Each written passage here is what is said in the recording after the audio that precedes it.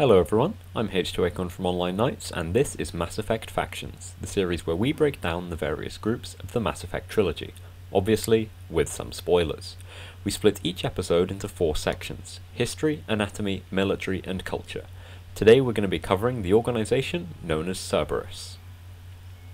To start with, history, the backstory of Cerberus up until the start of the games.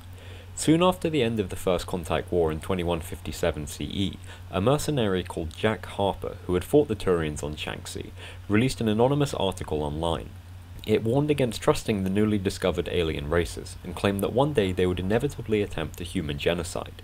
This warning was denounced by the Alliance as the ramblings of a madman, and over the next few years humanity peacefully integrated into the galactic community. However, many shared Harper's distrust of other species, and he began to secretly bring his followers together to build a group codenamed Cerberus. In its early years, Cerberus secretly infiltrated strategic organizations, placing agents undercover in banks, media networks, and even government bodies. Cerberus used these agents to subtly manipulate the media's message regarding aliens, in an attempt to turn the public against further cooperation. By the 2160s, they began to influence government policy more directly, when during elections in 2164, for a new Systems Alliance Prime Minister, their agents prevented the press from leaking a major political scandal, thereby ensuring that their favoured candidate won. As well as their propaganda war, Cerberus had also been secretly building up a paramilitary force, armed with weapons and equipment stolen from the Alliance. But in 2165, an ambitious raid to steal antimatter from an Alliance ship went wrong.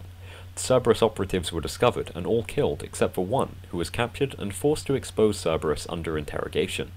Cerberus were now a known threat, and declared a terrorist group by the Alliance. However, this incident actually served to create huge publicity for them, and more people flocked to the Cerberus banner. Despite knowing that they existed, the Alliance was unable to do much about the secretive organization, who continued to influence politics from the shadows.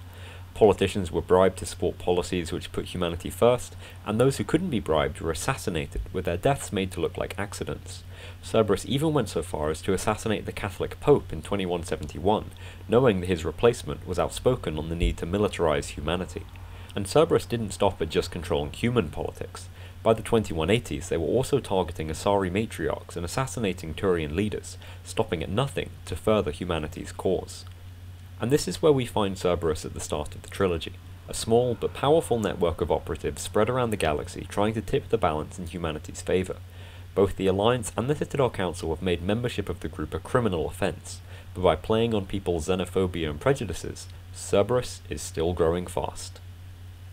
Secondly, anatomy, a description of Cerberus's members. As you'd expect from a human supremacist group, Cerberus is an all-human organisation. But for all their prejudices against alien species, Cerberus doesn't display any apparent racism against other humans, with members of the organization coming from all ethnicities and backgrounds. However, Cerberus does seem to believe in the superiority of biotics, thinking them to be the future of human evolution. From as early as the 2160s, Cerberus was conducting research into biotics, carrying out illegal experiments on captive subjects, both human and alien, and even on abducted children. In the 2170s, Cerberus also arranged several industrial accidents, which exposed local populations to element zero, resulting in children being born with mutations giving them biotic abilities. Cerberus believed that this would strengthen humanity by providing them with an army of biotics once these children grew up. Thirdly, military, an assessment of Cerberus's strength. During its short lifetime, Cerberus has grown from a small group of assassins and saboteurs into a large paramilitary organization by the start of the games. Cerberus is as strictly regimented as any regular army, and many of their troops are defectors from the Alliance military, their pre-existing training making them a formidable force. Cerberus produces their own weapons and armour, which are of far superior quality to the standard issue gear used by most formal militaries, and their troops will often be reinforced by robotic combat units. Cerberus also maintains an impressive flotilla of warships, allowing them to carry out operations anywhere in the galaxy.